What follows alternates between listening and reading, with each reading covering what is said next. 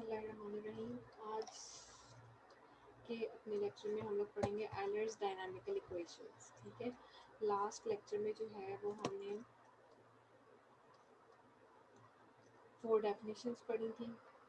ठीक है, इसके अलावा हमने जो है वो वर्किंग रूल जो है वो फाइंड आउट पढ़ा था।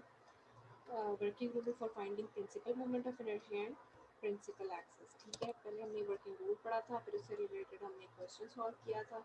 क्वेश्चन हमने moment of inertia find out किए थे, फिर आइगन वैल्यूज फाइंड आउट की थी, फिर आइगन, और उससे हमारे पास प्रिंसिपल मोमेंट ऑफ इनर्शिया आ गया था। उसके बाद जो है वो हमने 4 डेफिनेशंस पढ़ी थी, स्फेरिकल टॉप की, सिमेट्रिकल टॉप की, एसिमेट्रिकल टॉप की और रोटरी की।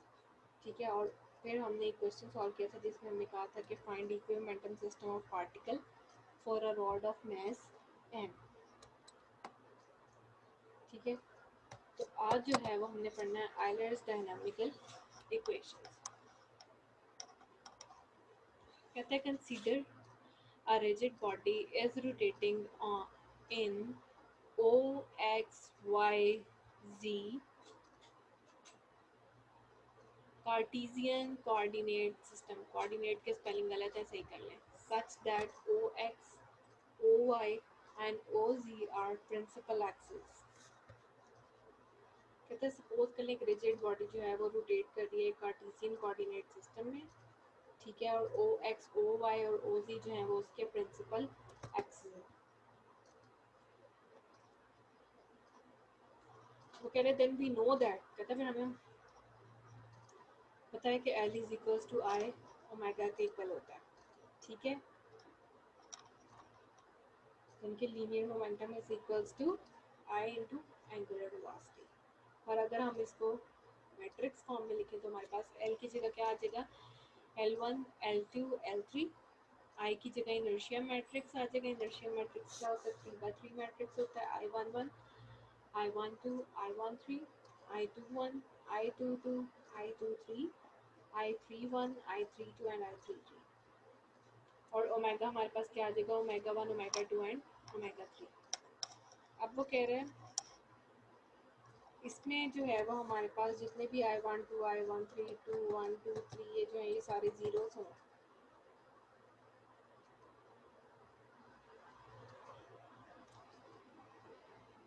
क्यों जीरोस हैं, क्योंकि हमारे पास OX, OY और OZ क्या है, हमारी प्रिंसिपल एक्सिस है। इसका मतलब है कि IXY is equals to IY is equals to IX, ये हमारे पास किसके इक्वल आ जाएगा, जीरो के इक्वल आ जाएगा। ठीक है, तो जब ये जीरो के इक्वल आएगा तो हमारे पास जो मैट्रिक्स है वो ये वाली फॉर्म आ जाएगी, L1, L2, L3, और ये I11, I22, I33 बच जाएगा, और ये सारा ऐसे। और अगर हम इन दोनों को मल्टीप्लाई कर देंगे तो ये हमारे पास आ जाएगा I11 ओमेगा 1, फिर I22 ओमेगा 2 और I33 ओमेगा 3।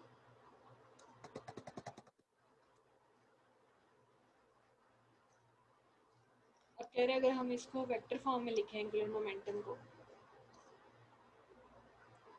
तो हमारे पास क्या आ जाएगा, L is equal to I11 omega 1 I plus I22 omega 2 J आना है यहाँ पे, ओमेगा 2 के साथ J आएगा, यहाँ पे J आने, यहाँ पे मिस्टेक नहीं दी है, एंड I33 ओमेगा 3 K। मैं फिर कह रही हूँ यहाँ पे J आना है, इस मिस्टेक को ठीक करना। We know that rate of change of vector function in fixed and rotating coordinate system is related as follows। क्या हमें पता है rate of change of vector function either वो फिक्स सिस्टम हो या रोटेटिंग कोऑर्डिनेट सिस्टम हो, उसमें ऐसे होता है कि D V over D T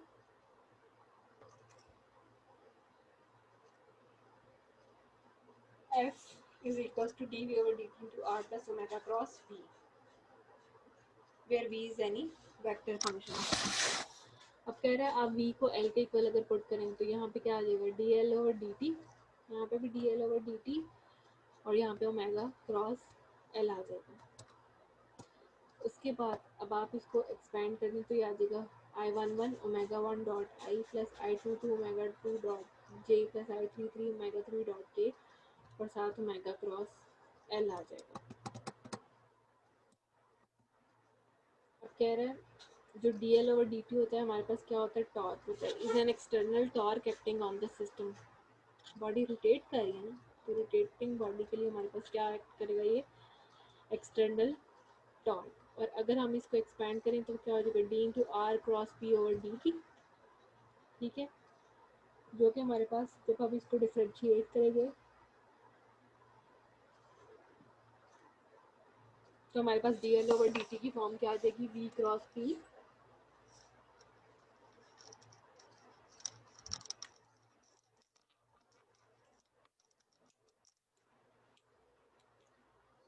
V cross p plus r into d p over D T. ठीक है, और डी पी ओवर जो डी टी है हमारा वो किसके इक्वल आ जाएगा, एफ के। यानी कि हमारे पास d l over D t क्या फॉर्म ले लेगा, v cross p plus r cross F. तो पी को हम एम वी लिख सकते हैं, तो v into m v plus r cross F आ जाएगा। अब वी क्रॉस पी हमारे यानी कि वी क्रॉस एम वी क्या हो जाएगा, जीरो हो जाएगा, प्लस आर क्रॉस एफ हमारे पास किसके इक्वल आ गया, टॉर्क के इक्वल आ गया। मीन्स टॉर्क जो हमारे पास क्या आ जाएगा, I one one omega one I plus I two omega two j. जहाँ जहाँ इन्होंने ओमेगा टू के साथ आई लिखा हुआ है आपने जे खुद कर लेना, plus I three three omega three dot k plus omega cross l. ये हमारे पास आ गई इक्वेशन ए। अब अगर हम इसको डिटर्मिनेंट फॉर्म में लिखें तो हमारे पास ओमेगा क्रॉस एल क्या आ जाएगा, आई जे के यानी कि omega one omega two omega three आ जाएगा, और यहाँ पे I one one omega one I two two omega two I three three omega three. अब कह रहे हैं अब हम अगर इसको एक्सपेंड कर लें तो हमारे पास ओमेगा क्रॉस एल एक्सपेंशन के बाद क्या आ जाएगा, जब हम इसको आई के कॉरेस्पॉन्डिंग करेंगे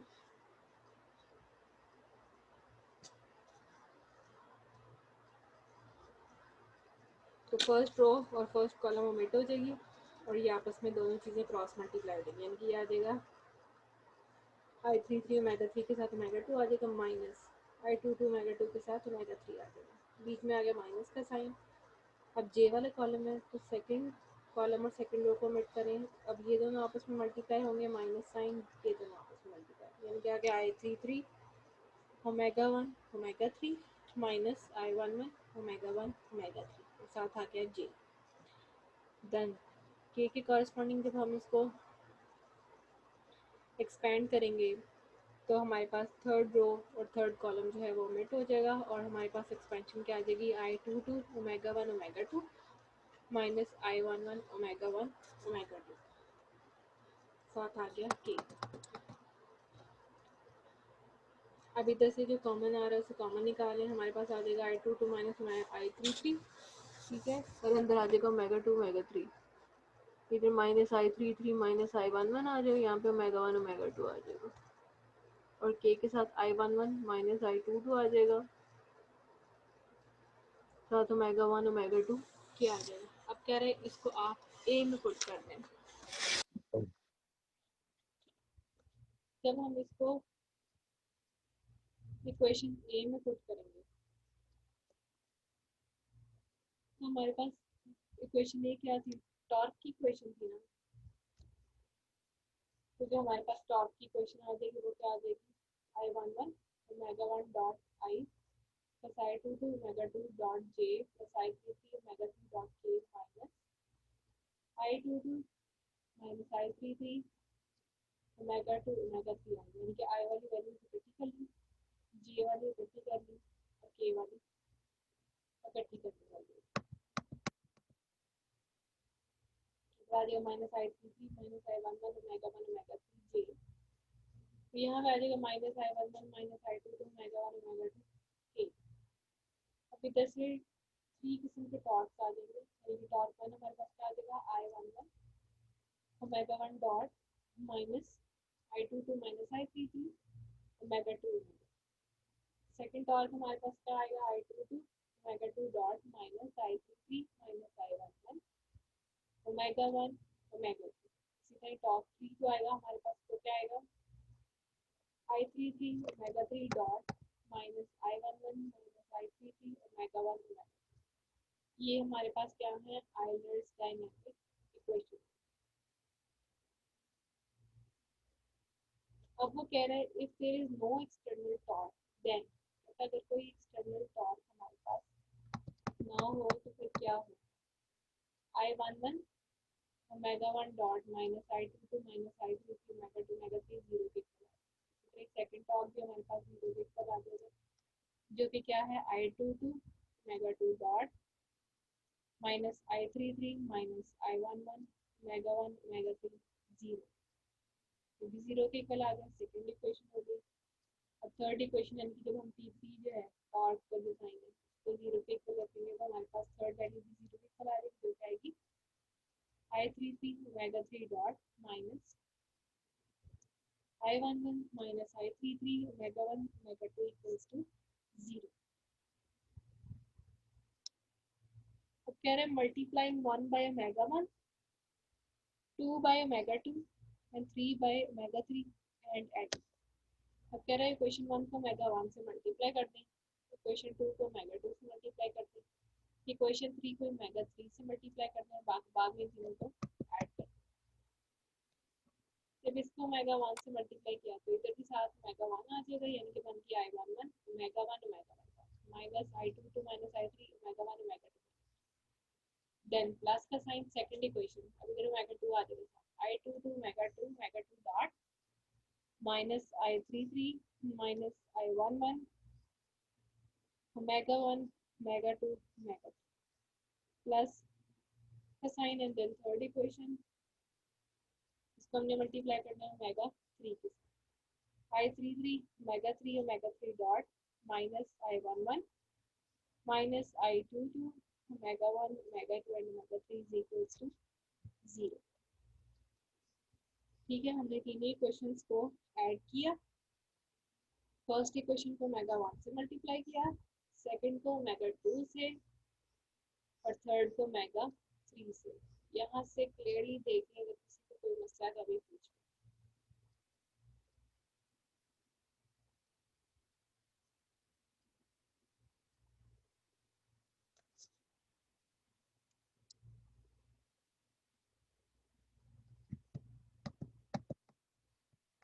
ओके,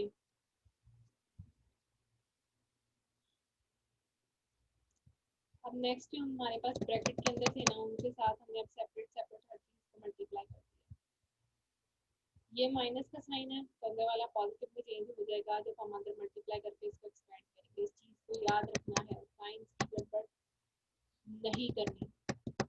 हमारे पास ऊपर वाली इक्वेशन क्या बन गई यहाँ से, ये देखिए ये वाली equation I11 omega 1 omega 1 dot minus I22 omega 1 omega 2 omega 3 plus I33 omega 1 omega 2 omega 3 plus I22 omega 2 omega 2 dot आ गया minus I33 omega 1 omega 2 omega 3 plus I11 omega 1 omega 2 omega 3 plus I33 omega 3 omega 3 dot minus I11 omega 1 omega 2 omega 3 plus I22 omega 1 omega 2 omega 3 और किसके equal आ गया zero के। हमने इसको expand कर दिया, हमारे पास जो ब्रैकेट के अंदर चीजें थी उनको हमने ब्रैकेट के बाहर वाली चीजों से मल्टीप्लाई कर दिया और एक्सपेंड कर दिया और साइंस का खास ख्याल रखा। अब इधर से जो जो चीज कैंसिल हो सकती है उसको कैंसिल कर दें।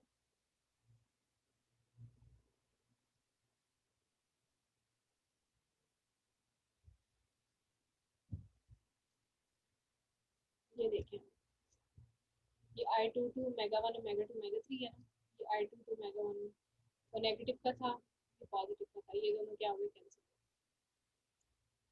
ये देखें, ये I11 omega 1 omega 2 omega 3 plus का था, ये माइनस का था, ये दोनों कैंसिल। ये देखें, ये I33 omega 1 omega 2 omega 3 negative का था, ये पॉजिटिव का था, ये दोनों भी कैंसिल हो गए। ठीक है, हमारे पास क्या चीज बच गई,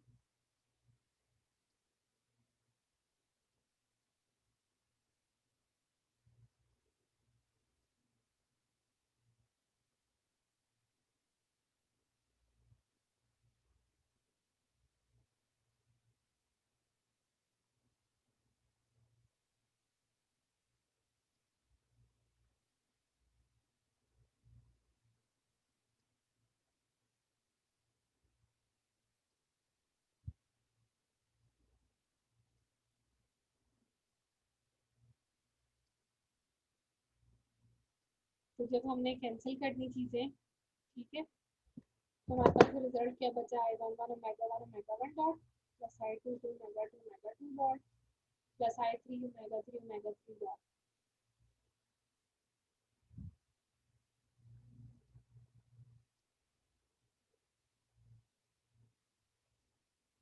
अब इसने क्या किया आगे, 1/2 से तो मल्टीप्लाई और डिवाइड भी कर दिया, ठीक है, 1/2 से मल्टीप्लाई डिवाइड भी कर दिया, बाद में इसका डिफरेंशियल भी ले लिया, 1/2 I11 omega 1 dot plus I22 omega 2 dot plus I33 omega 3 dot, और ये आ गया। अब जब इसने विद रिस्पेक्ट टू टी इसका डिफरेंशियल भी लिया, हमारे पास क्या बन गया, I11 omega 1 square plus I22 omega 2 square plus I33 omega 3 square is equals to 0। या अगर हम देखें कि I11 omega 1 square plus I22 omega 2 square plus I33 omega 3 square constant की इक्वल। अब कहते हैं हमें पता है कि जो रोटेशनल काइनेटिक एनर्जी होती है टी, वो किसकी इक्वल होती है 1/2 ओमेगा डॉट एल के, और अगर हम एल को एक्सपेंड करें तो वो ओमेगा 1 L1 ओमेगा और एल दोनों को एक्सपेंड करें तो वो आ जाएगी omega 1 L1 plus omega 2 L2 plus omega 3 L3 के इक्वल आ जाएगी। अब वो कह रहे हैं कि अगर हम 1/2 ओमेगा 1 L1 की जगह ये L1 की वैल्यू थी ना, L1 ओमेगा 1 ओमेगा 2 आ गया, L2 की जगह I2 ओमेगा 2, फिर ओमेगा 3 आ गया, I3 ओमेगा 3। ये हमारे पास क्या आ जाएगा, 1/2 I11 omega 1 square plus I22 omega 2 square plus I33 omega 3 square, ये भी कांस्टेंट इक्वल है। अब कह रहा है in the absence of external torque the rotational kinetic energy of the system is constant. कहते हैं कि अगर हमारे पास एक्सटर्नल टॉर्क नहीं है तब भी जो हमारी काइनेटिक एनर्जी है वो क्या होगी, किसी कांस्टेंट की करेगी। अब कह रहा है multiply 1 by I11 omega 1, 2 by I2 omega 2, 3 by I33 omega 3। पहले खाली ओमेगा 1 ओमेगा 2 ओमेगा 3 से मल्टीप्लाई किया, उसको पूरे को फिर ऐड किया था। अब इन चीज़ों से करते हैं I11 ओमेगा 1, I22 ओमेगा 2 और I33,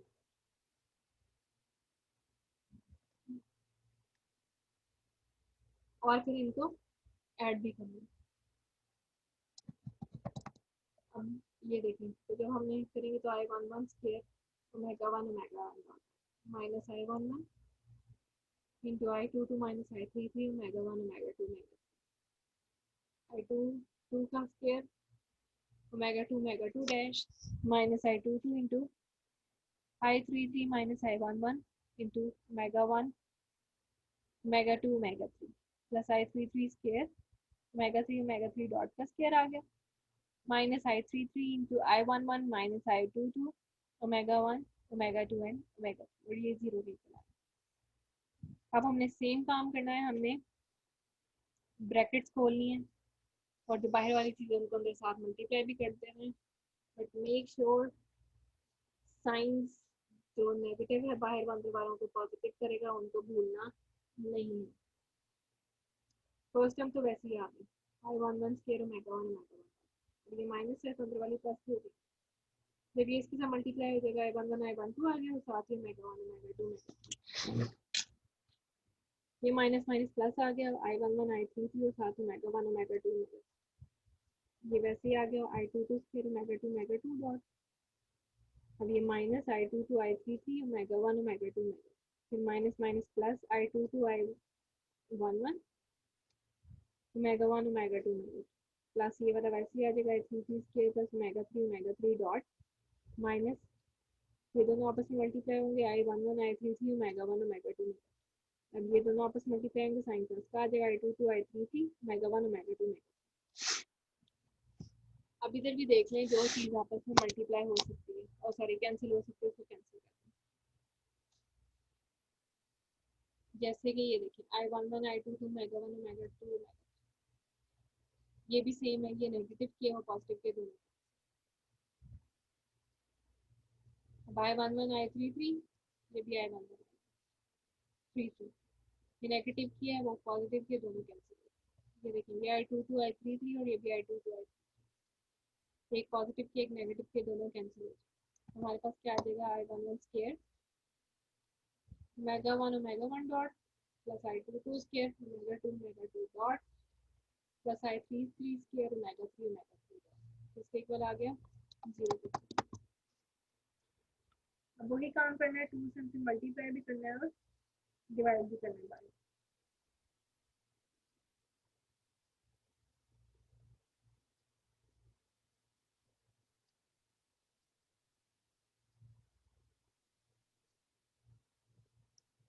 तो हमारे पास क्या आ जाएगा 1/2 I11 square 2 omega 1 plus I22 square dot 2 omega 2 plus I33 square 2 omega 3 equal to आ जाएगा डी और डी टी से भी कर दें।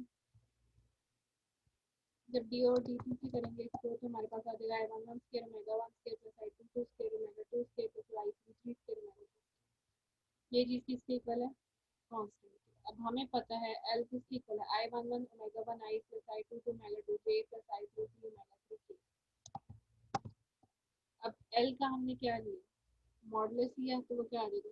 सारी वैल्यूज का स्क्वायर और उनको ऐड कर देंगे, यानी कि वो किसके इक्वल आ जाएगी? कांस्टेंट के इक्वल आ जाएगी। अब वो यही बात कर रहा है कि in the absence of external torque magnitude of angular momentum is constant. अगर एक्सटर्नल टॉर्क ना हो तो एंगुलर मोमेंटम का मैग्नीट्यूड क्या आता है? वो भी कांस्टेंट आता है। ठीक है, काफ़ी लंबी डेरिवेशन थी लेकिन आसान थी। एक दफ़ा आप लोग इसको रिव्यू कर लें, अगर कोई क्वेश्चन है तो मुझसे भी पूछ लें, मैं वेट कर रहा हूँ।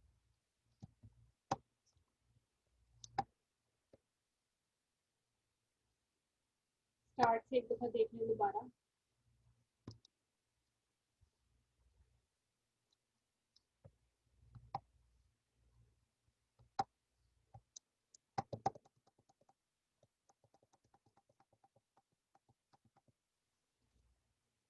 Euler's dynamical equations.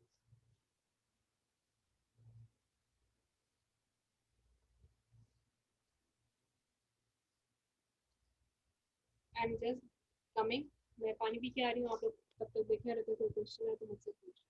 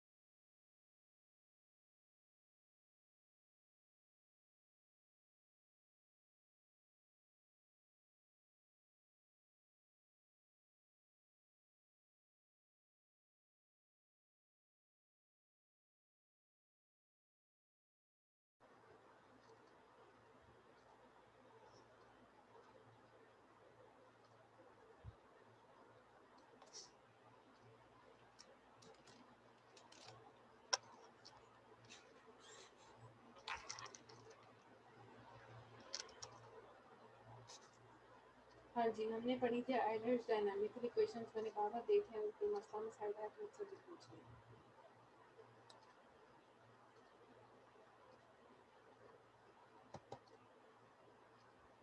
L is equals to I omega के कॉन्सेप्ट को लेके हम चले थे। 3/3 मैट्रिक्स की फॉर्म में इनको हमने शुरू किया था। यानी इनर्शिया मैट्रिक्स L क्या है? L1 L2 L3। Inertia matrix क्या है?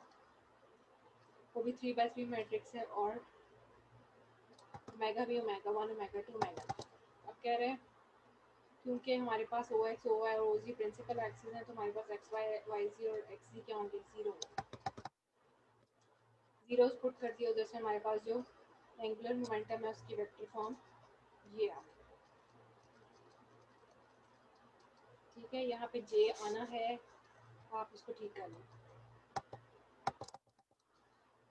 उसके बाद हम उसको rate of change of vector function की फॉर्म में ले जाएं। ठीक है, और उसने पहले ये बताया कि rate of change of vector function चाहे वो फिक्स हो या रोटेटिंग कोऑर्डिनेट सिस्टम हो, तो उसको हम ऐसे रिलेट करते हैं।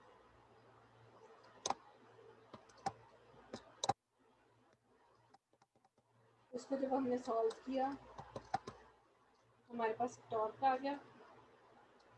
ठीक है, क्योंकि रोटेटिंग बॉडी थी तो टॉर्क आ गया। टॉर्क की जो इक्वेशन आई उसको हमने कैपिटल ए का नाम दे दिया। उसके बाद हमने ओमेगा क्रॉस एल को डिफाइन किया।